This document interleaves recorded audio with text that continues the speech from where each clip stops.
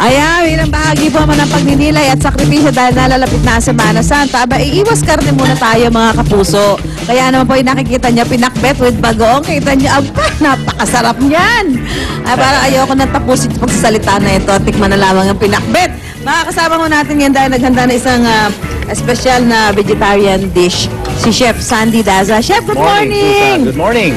So, lulutuin natin pinakbet with bagoong, tama ba? Bagoong, yung usual na bagoong. Pero dalawang klaseng pinakbet, ano? Yung may pinakbet Tagalog, gumagamit ng bagoong alamang. Tapos yung Ilocano na original is balaya naman. Yung ano tawag dito? Yung balayan, ano ng fish. Sorry, mga kailangan natin sa ingredients dito. Nag-isa ako ng bawang, sibuyas at saka kamatis. Ako yung pinakbet ko, nilalagyan ko ng hibi. Hibi, ayan yung hibi po, yung mga pinatuyong maliliit na hipon, di ba, Chef? Panlasa niyan, no? Okay. Igisa natin ng konti yan. And then, of course, yung ito, bagoong muna. Ay, lamang. Alamang, oo. Lagyan natin. Kailangan mag-ingat, hindi masyado marami. Para hindi masyadong umalat. Dahil kung nag-iingat po tayo para maging malusog, baka naman tamaan ng kidney pag sobrang alat. Kaya lang yung taman lang, panlasa lang. Yung hibi na rin kasi medyo maalat na rin yan. Medyo maalat na rin yun. Tapos sa lahat ng gulay, yung pinakamatagal maluto, yun ang ilalagay muna natin. And that is kalabasa. Ayan. Kaya nitong kalabasa, yung iba gusto nila buo. Ako gusto ko nagdudurog para nahanap sa sarsa, di ba? Oo, para magustuhan din ng mga babe, ng mga anak ninyo. Yes. Di ba yung mga bata, pag nakita nilang ganyan malambot na magugustuhan na nila yan. So, ito rin. Tubig lang. Okay. Tatakpan natin ito, siguro mga 10 minutes hanggang maluto yung kalabasa. For example. Pag lumabot na yung kalabasa, Chef. Then nilagay na natin the rest of the ingredients.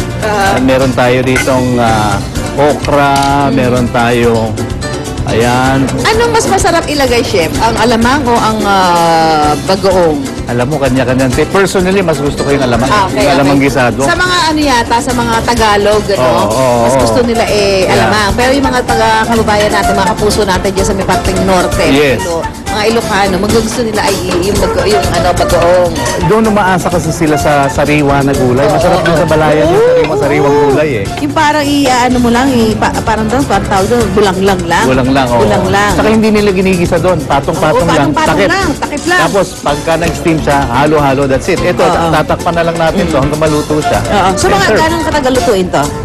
Siguro mga 10-15 minutes. At nilutong-luto na yung lahat ng gulay. At ito, nakita niyo, walang karne ito. Walang karne talaga. So, ang pinaka-pampalasa dyan, yung hibi at saka yung alamang. Alamang. Pwede mo lagyan ng tinapa. Tignan mo yung sabaw.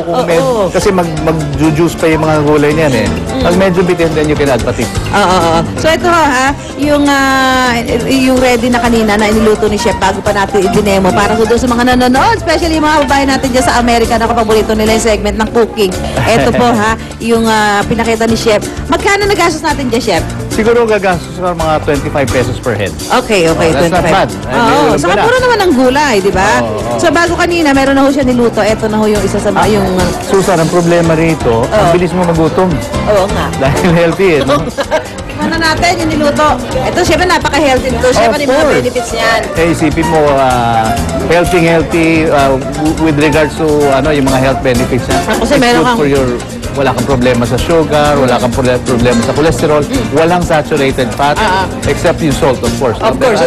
Flavor yun Pwede nyo naman timplahe kung magkano na. So, lagyan natin sitaw, okra, at ampalaya.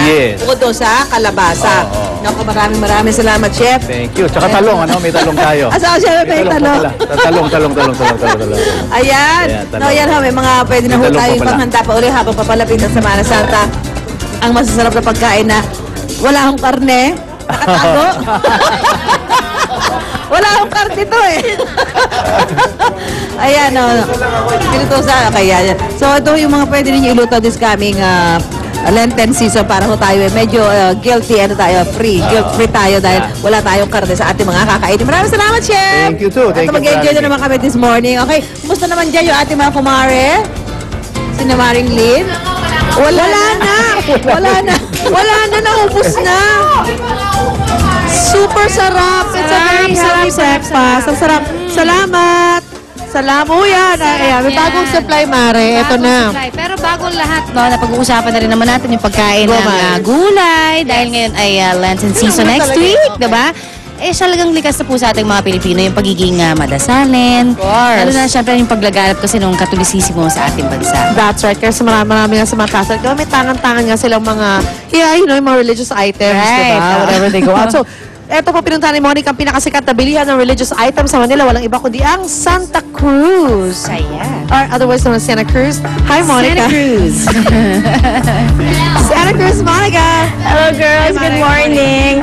Ayan, tama yung sinabi nyo. Pagdating talaga ng Semana Santa, talagang hindi maiiwasan. Tayong lahat talaga nagdarasal. At syempre, kaakibat na nga yan yung pagbibit-bit ng mga religious icons or mga religious goods. Kaya nga ngayong umaga, nandito tayo ngayon sa Catholic Trade Manila Incorporated. Dito yan sa may Oroqueta Street, corner Tayuman Street sa Santa Cruz, Manila, para nga tingnan natin kung ano nga ba yung mga religious icons and goods na mabenta ngayon at maaari natin gamitin ngayong Semana Santa. At para pag-usapan yan, kasama natin ngayon si Father Carlos Maria de Guzman Jr., SVD and Director and General Manager nito, sir. Good morning po, Father. Welcome po sa unang hirit.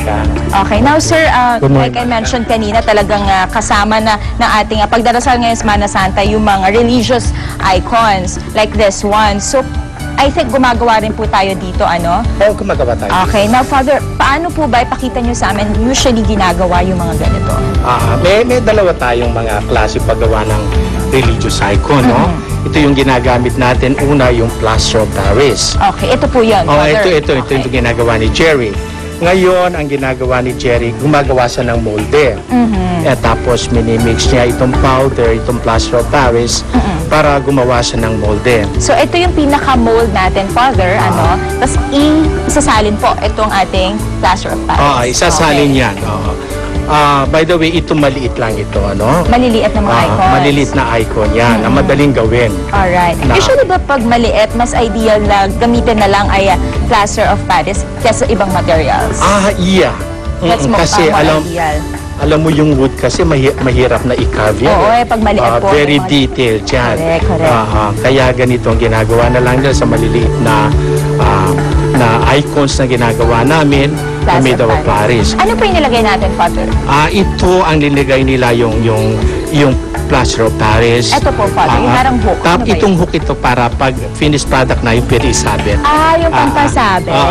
Yung pampasabit yan. Alright. Ngayon, ito yung after how many hours, ito yun eh. Ayun, ganun pala maging itsura niya. Okay. Tapos ang maging itsura niya, ganito. Ayun. Yan, makikita natin dahil maliit, hindi masyadong detailed. So ang ginagawa niya, yung finished product, siyempre, finishing yan. Tapos ilalagyan ng emphasis, halimbawa yung mukha. Paint po. Kakarb, kung paint. Kung ano yung statue na gusto niyang i-mold the project, lalagyan niya ng paint. Halimbawa ito, Our Lady of Lourdes. Ano? Alright. So makikita ninyo, ang Our Lady of Lourdes, meron siyang sasno blue. Ayun. So, ito yung nakikita natin. It's a piece of art, you know. Now, And Father, then, itong image ni Jesus Christ, ito na yung medyo mas malaki and mas tapos na. ito yung very detailed na ngayon. Medyo complicated ang paggawa. Dahil dito, makikita ninyo yung mga art, lalagyan ng mga finishing paint, lalagyan ng emphasis, mga gold leaf. At saka kung makikita ninyo, medyo malaki ito, yung mata niya may eyelids. Ayun, pero meron talagang lashes, no, Father? Talagang nilagyan natin. Para magmukhang tao. Talagang, mukha talagang buhay na buhay yung mata. Buhay na diba? buhay na, yeah. Alright. But of course, this is plaster of Paris pa yung ginamit natin. So, yung usually malalaki, yung iba, parang wood yung ginagamit, no, Father? Yan kasi yung mga wood dahil, it's a specialized art na kailangan talaga yung mga carvers ay mga talaga ang gawain nila ay to carve. Kinukuha namin yan sa Paete at saka sa Pampanga. Ayun. Sa Betis, Pampanga. Alright. Now, so that's basically how we make yung mga icons nga na mga gamit natin ngayon sa Semana Santa. Now, next question, Father, is ano po ba yung mga usually mabenta kapag Semana Santa ng mga religious goods? Ito nga, mga sa maliliit na items, nandyan tayo mga rosaries. Of course. Yan, mga candles, yan, mga itong figure ni Jesus na tinatawag nating Ecce Homo, that is, tapos yung mga Nazarene, Okay. and then mga resurrection na mga icons. So, Yes, yung mga icons medyo maliliit lang ang namabenta. Na Father, of course, marami tayong mga kapuso gustong malaman magkano usually yung mga ganito po ngayon. Like the rosaries, how much po? yung mga rosaries, usually it ranges from 8 pesos to 2,500. Depende sa made at saka depende kung saan binili at ginawa. Sa tulang hirap, isyong totoo.